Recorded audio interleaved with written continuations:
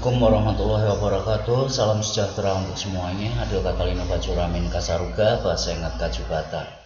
Berjumpa lagi dengan saya Galuh Bayu Ardi dalam mata kuliah metode penelitian geografi yang kali ini berada pada pertemuan keempat.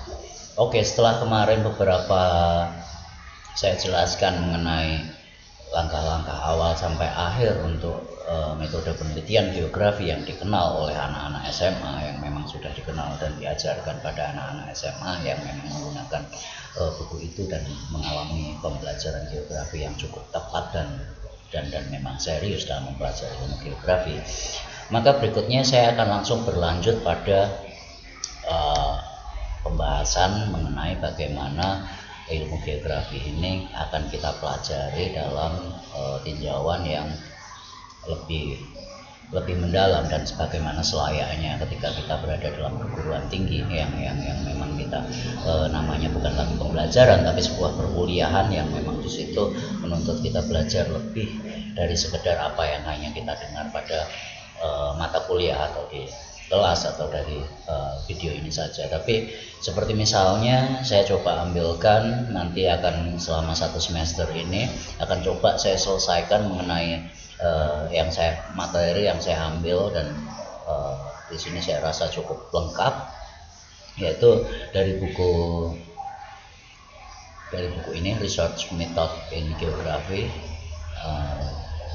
Jadi di sini merupakan metode penelitian geografi kritis, dan ini baru sekedar pengantar. Berikutnya untuk lebih advance lagi, untuk lebih lanjut lagi, Anda bisa membaca buku ini sendiri, atau masih banyak lagi variasi yang selama 40 tahun terakhir ini banyak sekali sudah buku-buku geografi, metode riset geografi atau metode penelitian geografi yang terbit, dan saya pun belum bisa untuk membaca semuanya dan juga mungkin menyederhanakan semua kata-kata yang ada dalam buku-buku tersebut. Jadi ini sudah saya upayakan sedemikian rupa untuk membuat itu semua menjadi jauh lebih sederhana, dan nampaknya walaupun memang saya belum sanggup, tapi ini akan terus saya upayakan sampai saya bisa berhasil dalam menyederhanakan ini, walaupun entah nantinya berhasil atau tidak. Oke, saya lanjutkan langsung pada materinya. Di sini kita coba lihat bagaimana sebuah pendekatan dalam metode penelitian geografi. Di sini metode penelitian geografi ini merupakan syarat dari salah satu ilmu pengetahuan, atau jika ingin geografi ini masih dianggap ilmu pengetahuan, maka metode ini harus ditegakkan di dalam semua ilmu sesungguhnya. Jadi sebuah metode penelitian, metodologi itu merupakan syarat utama dalam ilmu pengetahuan dan semua ilmu, dan ini yang kita pelajari. Jadi mungkin banyak ilmu-ilmu lain atau pandangan-pandangan lain yang menyatakan bahwa metode itu kurang begitu penting dan bisa dilakukan secara sederhana dan dilakukan simplifikasi, jadi menyederhanakan tanpa memikirkan keakuratan. Dan kita akan sebagai sebagai akademisi, sebagai seorang yang memang mencoba untuk mempelajari ilmu geografi ini, kita harus memiliki kemampuan untuk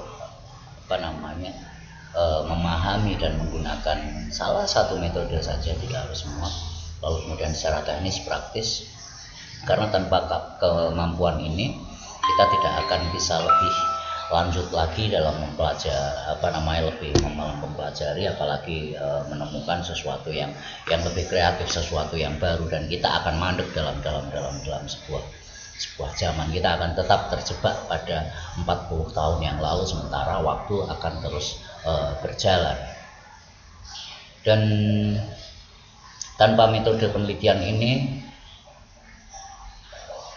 seorang geograf tidak akan mungkin dapat memecahkan masalah atau memberikan tambahan-tambahan untuk pemecahan masalah, walaupun tidak memecahkan masalah pada secara keseluruhan, tapi paling tidak kemampuan untuk mendeskripsikan atau untuk menjelaskan pada mempublikasikan dan lain-lain secara ilmiah dan jelas, itu pun saya rasa akan lebih banyak membawa disinformasi, atau bahkan mungkin seperti oleh Chaplin pernah katakan, bisa terjadi semacam maledukasi atau ketidaktepatan dalam proses seorang itu educated atau tidak, terdidik atau tidak. Dan di sini metodologi ini merupakan sebuah metode, dan secara luasnya metodologi merupakan langkah yang memang harus kita tempuh dalam proses berpikir, dan kita tetap dapat memodifikasi, kita dapat secara kreatif menemukan bagaimana cara-cara terbaru yang lebih mungkin tidak tepat secara universal, tepat dalam kasus-kasus tertentu, atau kita dapat memberikan berbagai macam cara yang sesuai, appropriate dengan kasus yang memang kita hadapi, dengan permasalahan-permasalahan yang kita hadapi, karena permasalahan yang kita hadapi hanya dapat didekati dengan menggunakan approach atau pendekatan yang sesuai. Jadi kita tidak bisa menggunakan misalnya pertanyaan-pertanyaan itu sebetulnya membutuhkan jawaban-jawaban yang kuantitatif mengenai ukuran, lalu kemudian ketepatan, membuat generalisasi. Itu tentu saja tidak akan dapat diselesaikan dengan metode penelitian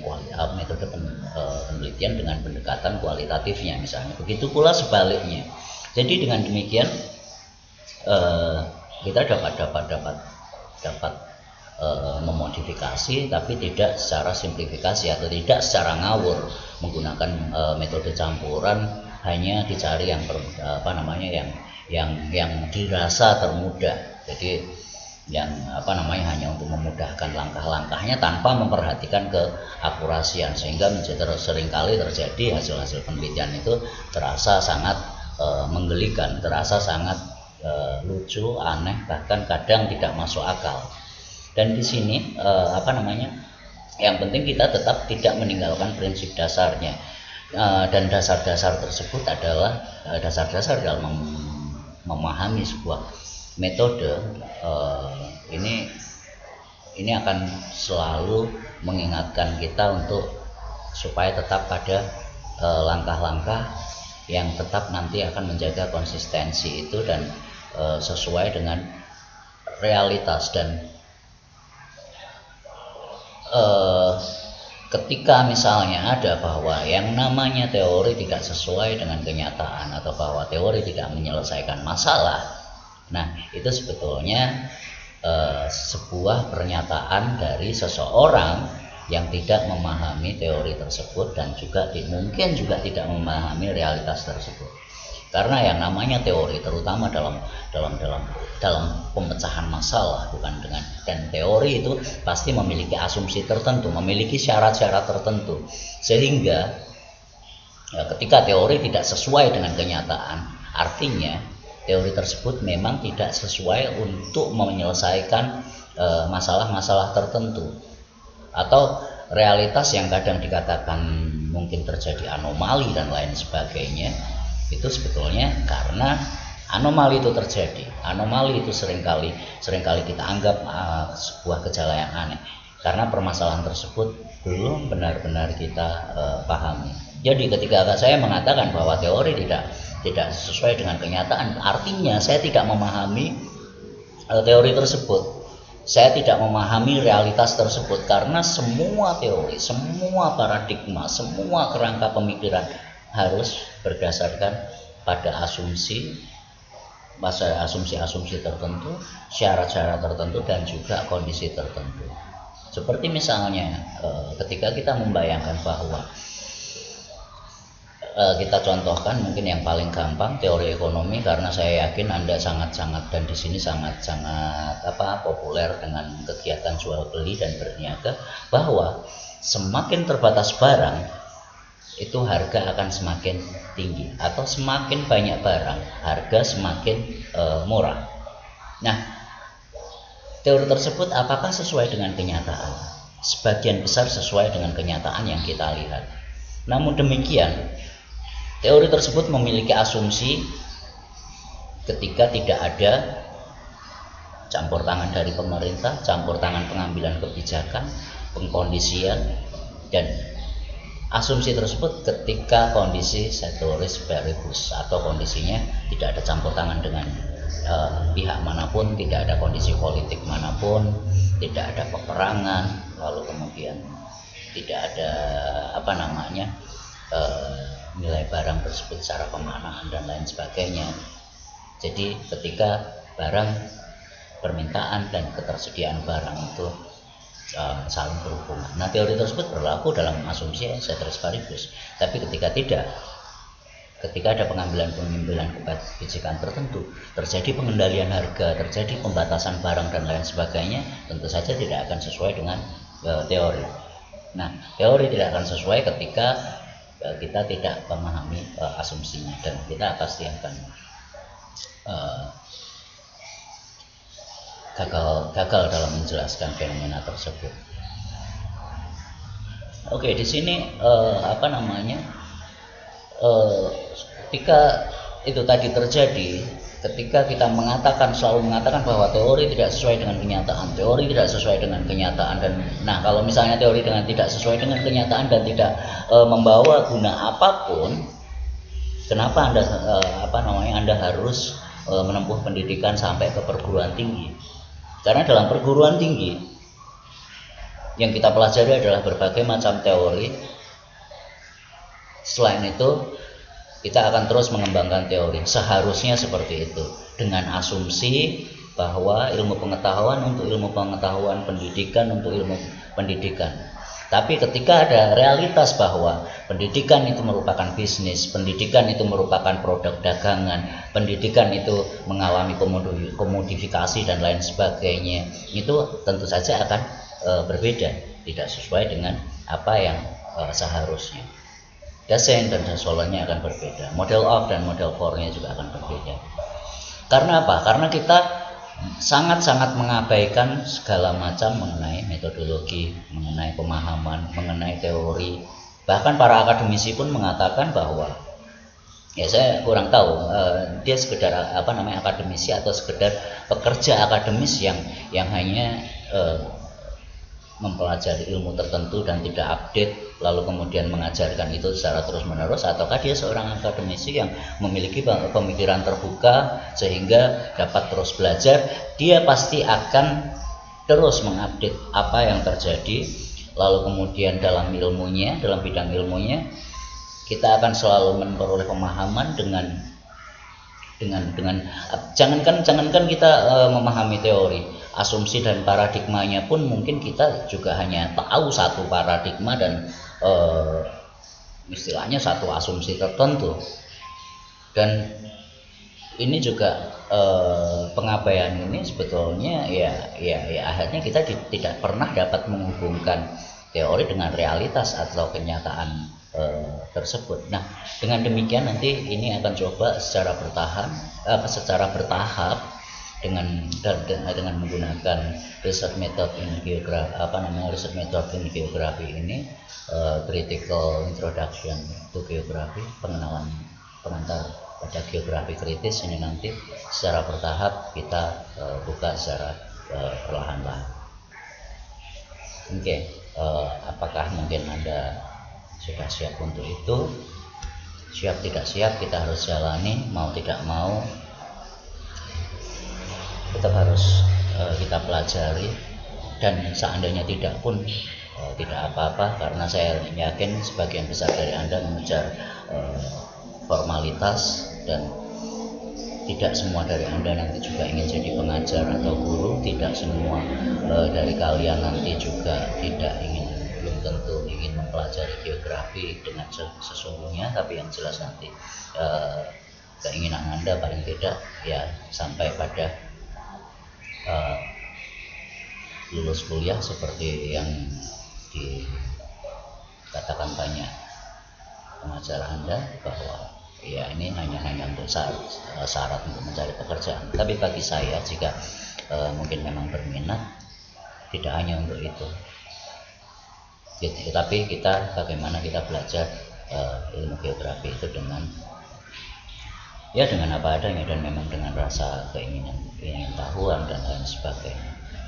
Dan dengan ini nanti insya Allah keterampilan Anda yang bisa Anda jadikan bekal dalam kehidupan berikutnya, dalam tahap-tahap kehidupan berikutnya ini insya Allah mungkin dapat bermanfaat.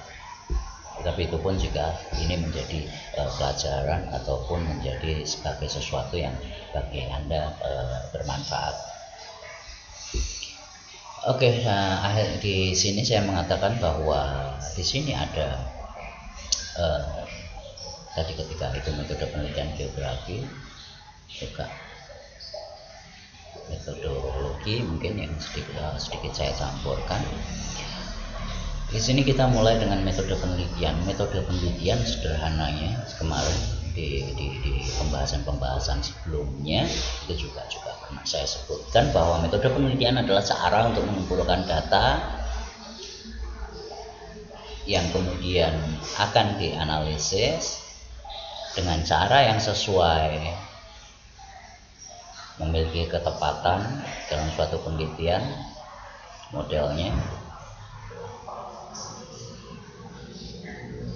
dan data yang tepat itu tidak akan pernah ditemukan tanpa adanya pemahaman tentang pertama kali dari pertanyaan penelitiannya dulu yang paling mendasar,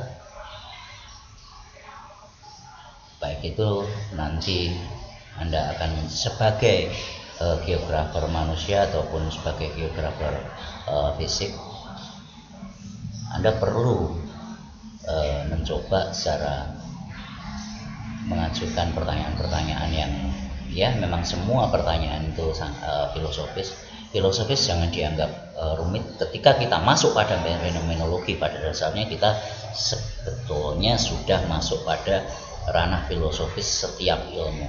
Jadi mengapa sebuah karya ilmiah, mengapa sebuah skripsi itu dikatakan metode dikatakan langkah paling mendasar, karena ini pemikiran yang langkah-langkah filosofis yang memang harus Anda peroleh. Sebagaimana nanti Anda akhirnya mendapatkan gelar sarjana. Sarjana artinya seseorang yang memahami dasar-dasar filsafat, ya tergantung sarjana apa. Sarjana pendidikan, Anda juga harus pernah menjalani proses memperoleh menerapkan langkah-langkah filosofis dalam bidang pendidikan. Tapi mungkin itu sudah menguap dan sudah tidak umum lagi. Jadi kalau memang dulu ada seorang sarjana itu adalah seorang yang dapat pernah atau selalu berpikir secara filosofis. Nah, hari ini sekarang semua sudah dibuat secara sistematik. Jadi di sini sudah agak sedikit dipermudah pada ranah filsafat atau langkah-langkah pemikiran filosofis pada ranah realitas dan atau kenyataan ini. Jadi ada pertanyaan mempertanyakan sebuah realitas yang ada hari ini, yang seringkali dalam filsafat ilmu ada 3 hal, tapi nanti di sini akan 2 hal saja. Sebetulnya ada aspek ontologis, epistemologis, dan juga aksiologis. Tapi di sini untuk mempermudah, untuk menyingkat aspek aksiologis, nanti itu berkaitan dengan moralitas, etika, dan lain sebagainya. Ilmu itu sesuai atau tidak. Tapi di sini ontologis itu bagaimana kita memahami sebuah realitas dengan biasanya pernyataan dinyatakan dengan pertanyaan apa ini, itu aspek ontologis. Kemudian selain aspek ontologis, kemudian ada cara bagaimana kita lebih tadi kita pertanyaan-pertanyaan mendasar, yaitu ontologis. Lalu kemudian ketika pertanyaan tersebut berkembang dan bagaimana kita memahami semua aspek metodologi atau semua paradigma yang lebih dalam tubuh pengetahuan tersebut, itu disebut epistemologis tadi. Jadi bagaimana, mengapa kita bisa sampai mengajukan pertanyaan seperti ini, bagaimana kita bisa berasumsi seperti ini, lalu kemudian landasannya apa, dan akhirnya kita harus mencari data semacam apa ketika pertanyaan penelitian tersebut disebutkan, lalu kemudian tujuannya apa, lalu kita menentukan datanya seperti apa, kemudian bagaimana mencari data tersebut. Nah, itu muncul pada akhirnya diturunkan menjadi sebuah metode. Jadi sebuah metode, sebuah instrumen, sebuah alat pengumpulan data, kalau tidak dilandasi dengan pertanyaan pemikiran, tujuannya seperti apa, lalu data yang akan dicari itu seperti apa, pastilah instrumen itu nanti tidak bisa tidak sistematik, bisa salah sasaran dan lain sebagainya. Nah, dengan demikian ini semua akan menuntun kita pada suatu paradigma di sini, menuntun dalam kita menggunakan sebuah paradigma tertentu atau teori tertentu, kita akan menuntun mulai dari kita menyusun pertanyaan penelitian, menentukan tujuannya, lalu kemudian pertanyaan tersebut tadi, data apa yang kita butuhkan, lalu kemudian bagaimana mengumpulkan, lalu kemudian setelah kita kumpulkan data seperti itu, bagaimana kita menganalisisnya, lalu kemudian bagaimana kita menemukan jawaban dari proses tersebut, dan ya sesuai dengan implikasi atau sasaran dan tujuan penelitian. Jadi di sini penelitian adalah cara pengumpulan data, metode penelitian ini adalah cara pengumpulan data, analisis data, dan memperoleh kesimpulan atau jawaban. Nah, seluruhnya dari mulai langkah-langkah tadi, menentukan asumsi dari dasar, lalu kemudian metode data, serangkaian prosedur tadi, itu yang disebut metodologi. Oke, semoga jelas. Saya mencoba untuk menggunakan kata-kata yang paling sederhana. Nah, di sini bagaimana kita memahami, dan tujuan pemahaman ini akan membuat ilmu pengetahuan yang kita pelajari atau setiap penelitian yang kita lakukan itu dapat menambah satu langkah walaupun sedikit untuk kemajuan ilmu pengetahuan. Tidak hanya stagnan pada 40 tahun yang lalu, tidak hanya stagnan pada objeknya mungkin sama, tapi seharusnya penemuannya harus berbeda. Jadi tidak hanya mengulang tanpa ada kemajuan apapun. Dari ratusan yang saya baca, saya sering melihat sesuatu yang itu tidak jauh berkembang dibandingkan penelitian tahun sebelumnya. Namun demikian tidak ada temuan-temuan baru, namun demikian hanya sebuah pengulangan formalitas, dan ya akhirnya tidak menuju pada sesuatu atau melangkah sedikit dan tidak.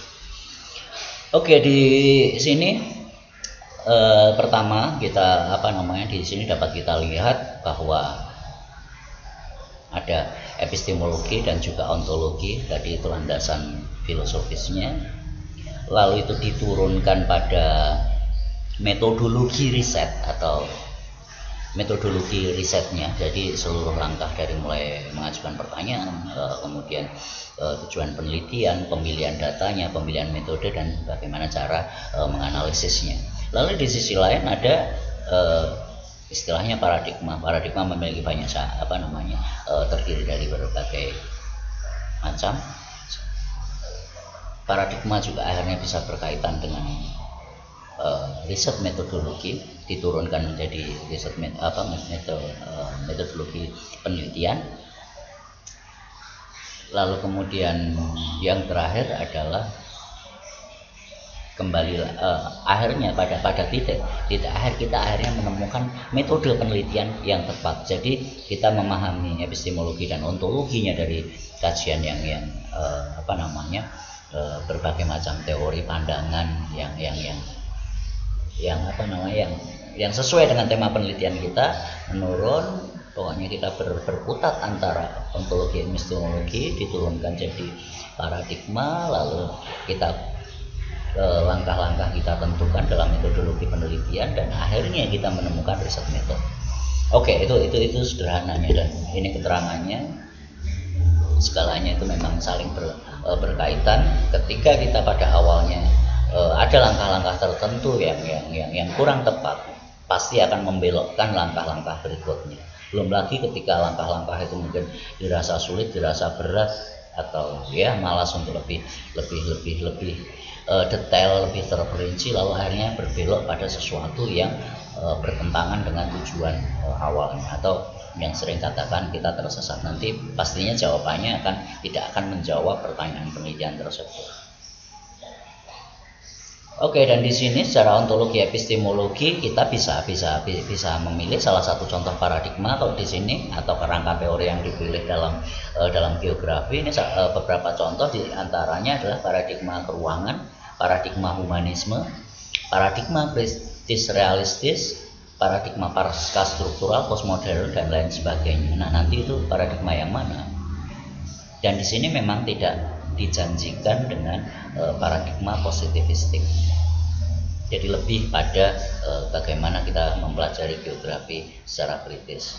Kita tidak akan mencari generalisasi, walaupun kita mengembangkan teori, tapi kita sadar benar dalam teori kritis ini bahwa tidak ada teori yang universal, karena teori kenyataan itu masih tergantung pada asumsi. Nah, kalau teori yang universal itu silahkan Anda mempelajari di ilmu-ilmu eksak yang memang sudah ada kepastiannya. Jadi ketika kita mempelajari ilmu sosial, ilmu humaniora, tidak ada sesuatu yang mutlak, tidak ada yang sesuatu yang pasti, yang eksak. Oke, seperti itu. Jadi apalagi saya di sini kita melihat ilmu geografi ini dalam konteks ilmu pengetahuan sosial, dan ini semua tentu saja akhirnya berimplikasi pada metode-metode penelitian yang akan kita lakukan. Oke, seperti itu.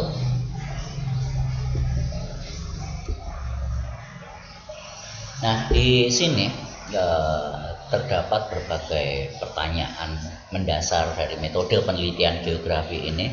Paling tidak menurut Basil Gomez di sini ada cukup banyak, tapi ini gambaran sederhananya, dan jangan secara dogmatis diterima tekstual seperti teksnya.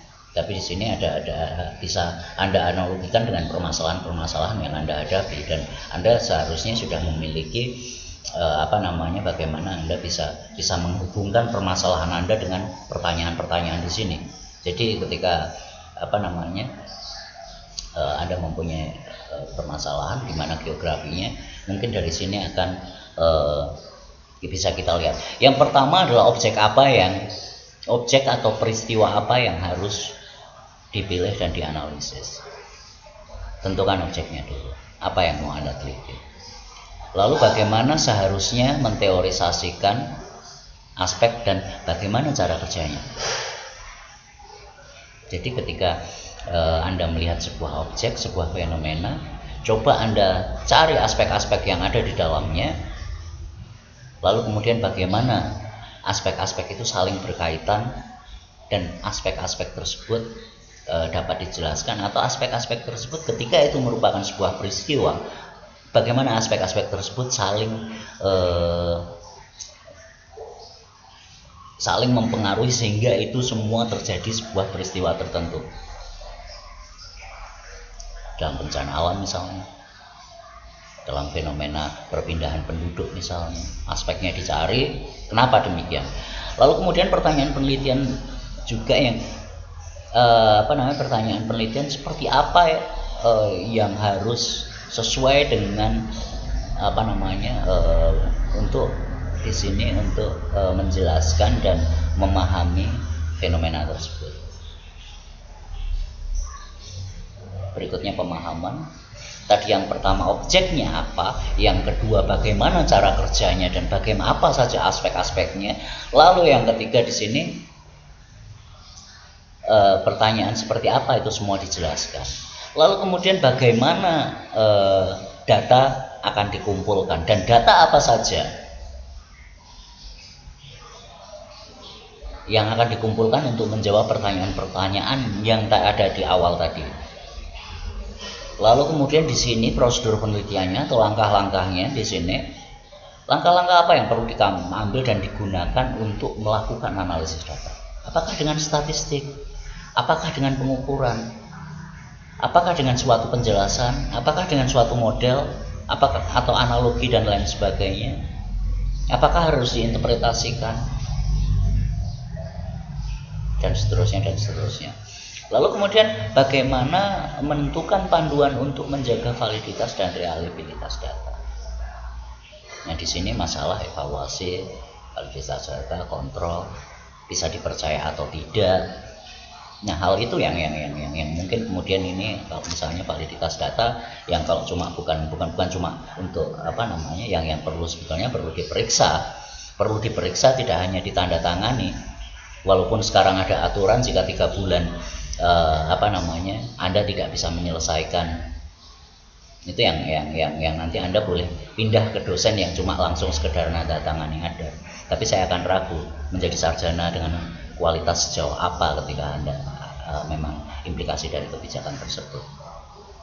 Oke, di sini panduan untuk menjaga tetap bisa valid. Lalu kemudian dasar-dasar untuk melakukan evaluasi data tersebut dan ketepatan tema kajian supaya tetap konsisten dan tidak melenceng. Lalu kemudian bagaimana menemukan dampak yang ditentukan oleh teori utama yang digunakan dalam riset. Nah, di sini bisa kita coba dalam proses analisis kita coba cocokkan apa yang untuk ada di dalam data apakah sesuai juga dengan teori. Dan ketika tidak sesuai dengan teori, itu pasti ada penjelasannya. Jadi bukan berarti fakta, realitas, data atau data sebagai fakta yang kita temukan tersebut terus disesuaikan teori dan akhirnya menjadi sesuai, bukan itu. Tapi bagaimana ketika tidak ada rasanya ada ketidaksesuaian antara realitas dengan teori yang memang kita gunakan. Kita cek kembali ke asumsi teori tersebut. Dan di situ bisa kita jelaskan apakah asumsi untuk teori tersebut memang tidak akan bisa sesuai dengan apa yang dalam realitas yang kita yang kita teliti. Nah, di situ berarti ada temuan baru.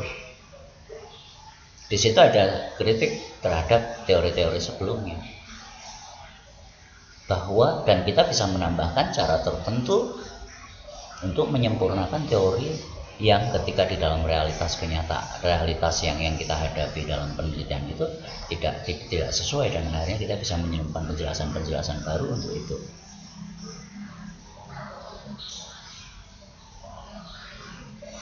Oke, kemudian bagaimana tujuan dari penelitian memproduksi ini dari tujuannya pun kita juga memiliki bermacam-macam tujuan dan di sini realistis saja. Mungkin jika dalam level-level pendidikan yang jauh lebih tinggi itu bisa jadi kita katakan memproduksi pengetahuan ilmiah, lalu kemudian mungkin konservasi bumi atau melestarikan bumi, atau mungkin punya tujuan-tujuan lain yang dapat melakukan menjadikan transformasi pada masyarakat atau sebuah misi perubahan dalam masyarakat. Lalu kemudian kesesuaian bagaimana etika yang akan kita gunakan dan diikuti untuk menentukan langkah-langkah selanjutnya. Apakah sebagai seorang peneliti di mana kita menentukan posisinya? Apakah kita berpihak pada pemilik kekuasaan ataukah kita berpihak pada masyarakat? Oke, agak cukup panjang dan ini memang tidak bisa pendek untuk menjelaskan ini semua.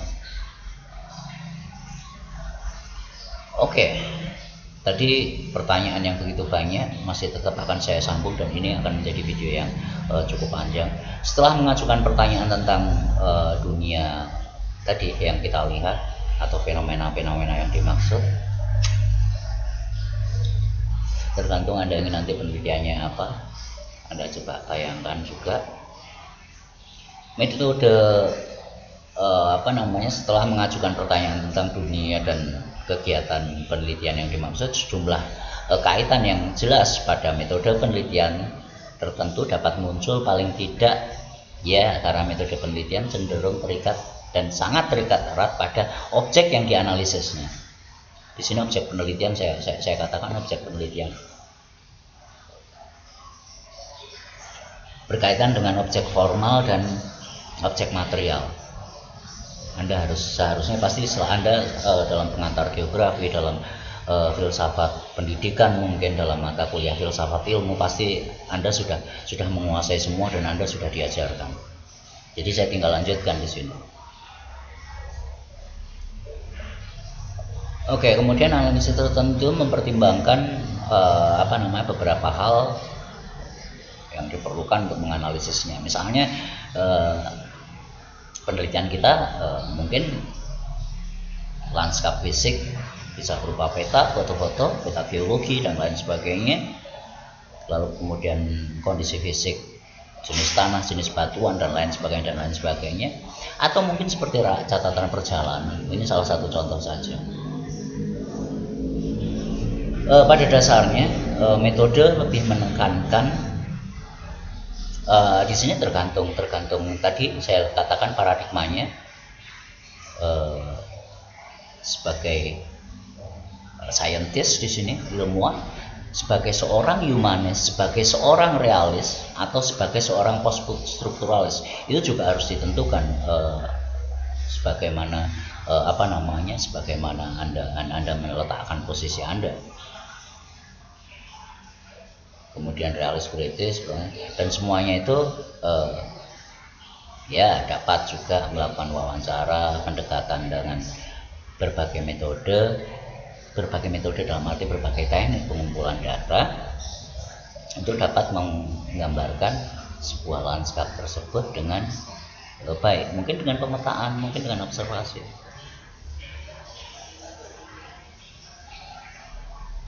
Nah, di sini metode penelitian dalam geografi bisa mencapai mencakup banyak ranah, banyak topik dalam mungkin pengumpulan analisis di dalam bidang geografi. Karena objek penelitian dari geografi, objek ilmu geografi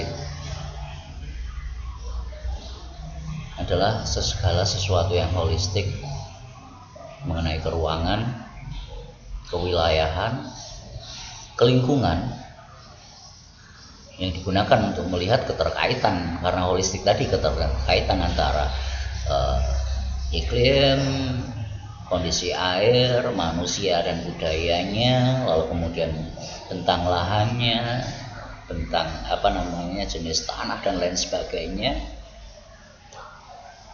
Bisa berkaitan dengan pertanian, bisa berkaitan dengan pariwisata, bisa berkaitan dengan pendidikan, bisa berkaitan dengan apapun yang memang ada dalam bumi ini. Selagi masih ada dalam bumi dan masih memiliki keterkaitan holistik dengan unsur-unsur geosfer, silahkan temukan hubungannya, silahkan susun sebuah kerangka teori, sebuah penjelasan, dan Anda bisa melakukan itu. Dan itu sangat banyak, tidak hanya pariwisata, dan juga pariwisata pun tidak hanya bisa dilihat dari amenity, accessibility, dan lain sebagainya. Tapi kita bisa lihat dari sebuah pemaknaan, bisa kita lihat dari aspek-aspek fisiknya, posisi di antara ruang-ruang yang lain secara relasional misalnya.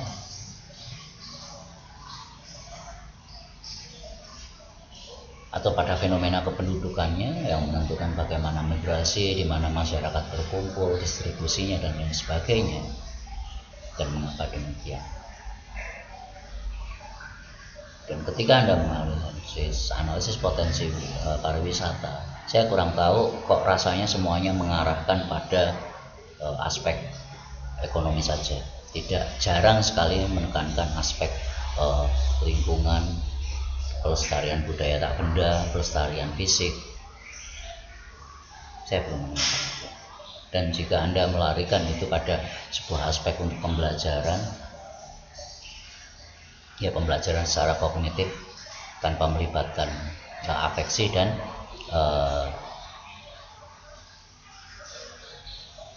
psikomotoriknya. Psikomotorik seperti misalnya afeksi itu cara melihat apakah botol-botol yang ada di selasar, sampah-sampah yang ada di sekitar prodi, cara kita meletakkan sepeda motor apakah mengganggu orang lain atau tidak, dan lain sebagainya. Nah, di sana afeksinya pun saya kurang muncul, apalagi psikomotoriknya. Sampah-sampah masih bertebaran, bahkan di tempat-tempat yang sesungguhnya lebih mengutamakan sebuah iman yang konon kabarnya kebersihan sebagai dasar atau sebagian dari iman, tapi yang sebagian dari iman tersebut diabaikan. Dan jika mata kita tidak buta, kita selalu melihatnya, apalagi mata hatinya. Oke, itulah dari apa namanya, dari mata kuliah metode penelitian geografi ini. Dan mungkin saya cukupkan sekian, hampir 1 jam, dan ini memang yang saya rasa kuliah sesungguhnya. Dan nanti bisa saya lihat apakah Anda bisa melihat ini sampai akhir atau tidak. Itu menunjukkan apakah Anda mengikuti mata kuliah saya dengan sesungguhnya. Oke, saya ucapkan assalamualaikum warahmatullahi wabarakatuh. Salam sejahtera dan adil kata lino bacuramin kasaruga basengat kacubata. Sampai jumpa lagi jika Anda masih berminat untuk mempelajari metode penelitian geografi secara kritis ini. Oke, sampai jumpa lagi. Salam sehat selalu.